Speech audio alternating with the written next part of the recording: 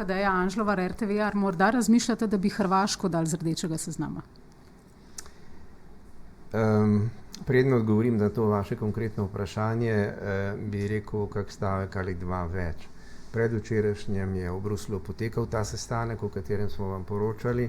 Nobene države ni bilo, ki bi nasprotovala bolj poenotenemu urejanju migracij med posameznimi članicami Evropske unije, ampak v tem trenutku ni nobenega dovolj konkretnega predloga, okrog katerega bi se poenotili. V follow-upu tega srečanja tudi ni nobene časovne premice oziroma presečišč.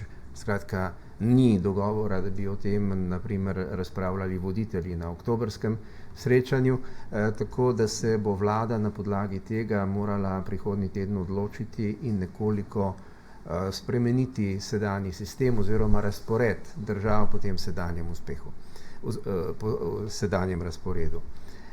Torej v tem trenutku imamo zelo visoko incidenco v Avstriji, imamo zelo visoko incidenco na Madžarskem, ampak kot veste je Madžarska sama sebe zaprla, ima zaprte meje, zelo malo ljudi potuje tja in nazaj, ampak Madžarska ima zdajle incidenco, ki je primerljiva z incidenco Bosne. Bosna je rdeča, Madžarska je še vedno zelena. Avstrija ima zelo visoko incidenco, če je doktor Čakš-Jager zdaj govorila o teh številkah, tam pod 70 so oni krepko čez 80, skratka gredo proti 90. Tudi tam je potrebna sprememba.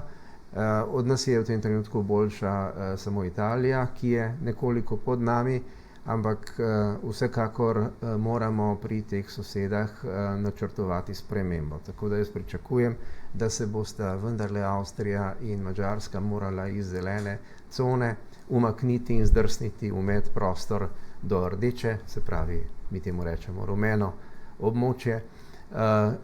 Hkrati pa seveda moramo opozoriti vse prebivalce Slovenije, da naj vendarle potovanje v te države omejijo na najnujnejše.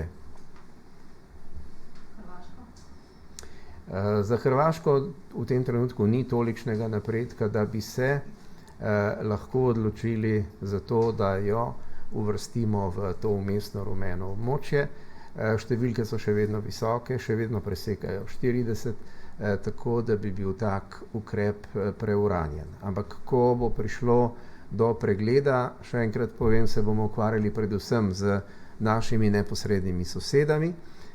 Kot je bilo že povedano danes, se situacija zelo hitro slabša v Španiji, v Franciji, v Veliki Britaniji, na Portugalskem, tudi nekatere skandinavske države imajo zelo slabo sliko.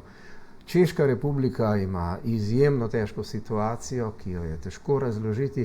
Vse to seveda zahteva, da smo na to zelo pozorni in ker pravi, evropskega dogovora še ni v nekem dosegljivem vidiku, se bo morala vlada sama odločiti o tem in jaz pričakujem, da bomo kaj več lahko povedali prihodnji teden. Lahko vprašam, Nemčija je uvrstila primorsko-notranjsko regijo Slovenije na rdeči seznam.